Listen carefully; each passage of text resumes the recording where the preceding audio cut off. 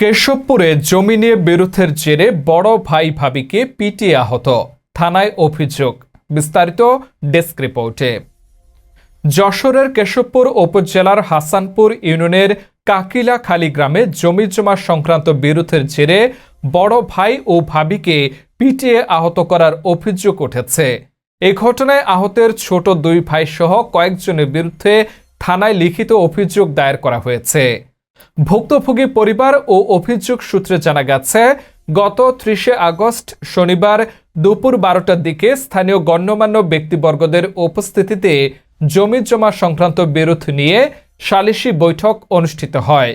বৈঠক শেষে একই দিন দুপুর 2টার দিকে কাকিলাখালী গ্রামের মৃত অনাথ বন্ধু দাসের ছেলে সুব্রত দাস, মৃত দীনবন্ধু দাসের ছেলে পঙ্কজ দাস এবং পঞ্চানন দাসের ছেলে পীযূষ দাস বসতবাড়ির উঠানে প্রবেশ করে প্রণব কুমার দাসকে বাঁশের লাঠি ও কাঠের বাটাম দিয়ে এলোপাতাড়ি মারপিট করে গুরুতর জখম করে। এ সময় স্ত্রী তপতী দাস স্বামীকে রক্ষা করতে গেলে তাকেও কিল, ঘুষি ও লাথি মেরে আহত করা হয়। তাদের ডাক চিৎকারে স্থানীয় সীতারানী দাস, মাহফুজা বেগম সহ আশপাশের লোকজন এগিয়ে এসে তাদের উদ্ধার করে কেশবপুর উপজেলা স্বাস্থ্য কমপ্লেক্সে ভর্তি করেন। এ বিষয়ে অভিযুক্ত দুই ভাইয়ের কাছে জানতে চাইলে অভিযোগ অস্বীকার করে বলেন, এই দুইটা ঘরের মধ্যে একটি ঘর আমরা পাব। এর জন্য গতকাল গ্রাম্য সালিসির মাধ্যমে আপোষ হয়। ঘর ছেড়ে দেওয়ার জন্য কিছু টাকা দেওয়ার কথাও বলা হয়েছে, আমরা তাতেও রাজি হয়েছি, কিন্তু জমির নিরাপত্তার স্বার্থে আমরা পাঁচুলি দিচ্ছি। মারধরের অভিযোগ সম্পূর্ণ মিথ্যা।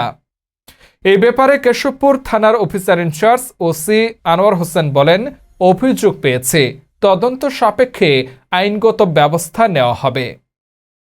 সমস্যা এই বাড়িঘর নিয়ে এর আগেও একবার ভিডিও আছে, তাদের বাড়িতে বের করে দিয়ে ঘরে তালা মারি দিয়েছে, মারধর করে। আমার ঠাকুমারও বের করে দিয়ে তালা মারি দিয়েছে। দিয়ে সেই দিন হিসাব কথাবার্তা হলো যে আছে তারা, সেদিন আমরা 999 ফোন দিয়ে পুলিশ নিয়ে এসে তাদের উদ্ধার করেছি সেই জায়গা থেকে, কিন্তু 6 মাস আগে। তখনও তাদের বাড়িতে নেমে যেতে হবে। কালকে আবার সালিশ হয়েছে, এই সকালবেলায় 1টার সময় সালিশ শেষ হয়েছে। তারা যেভাবে বলেছে সেইভাবে হয়েছে। একটা নির্দিষ্ট টাকা 4 মাস পরে দেবে, 10 মাস পরে তাদের ঘর তোর বুঝাই দিয়ে যেতে হবে, সেই কথা সালিশ হয়েছে। আমরা চলে গেছি আমাদের মতো। তারপরে আবার 2 ঘন্টা পরে আমার বাবারে মারধর করেছে তারা, এই পাশে সবাই মিলে। আমরা শুনে আইছি, আসার পরে তারা হাসপাতালে ভর্তি আমার বাবা, আর তারা এখন এই ফাঁসিল তুলতেছে। আমরা চাচ্ছি এটা সঠিক বিচার। কেশবপুরের মধ্যে 3.5 কত লোক জমি, তাই ওর বাবা বেঁচে থাকাকালীন ওর বাবা থেকে আমি থেকে ওর নামে দিয়েছি, কারণ আর ছেলেরা সব প্রতিষ্ঠিত।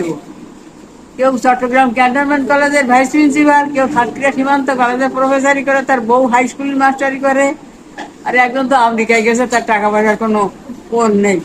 তাই এর ওই সামান্য বেচা কিনাতে সংসার চলে, ওষুধপত্র লাগে সবাই।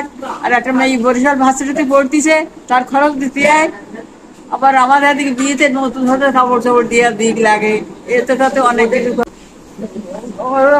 সুব্রত চাকরির সময় জমি বিক্রি করি টাকা দিয়ে ওই সাতক্ষীরা সেই সীমান্ত কলেজে। আবার ওর বউ হাই স্কুলে মাস্টারি করে, তারও জমি বিক্রি করি টাকা দিয়ে।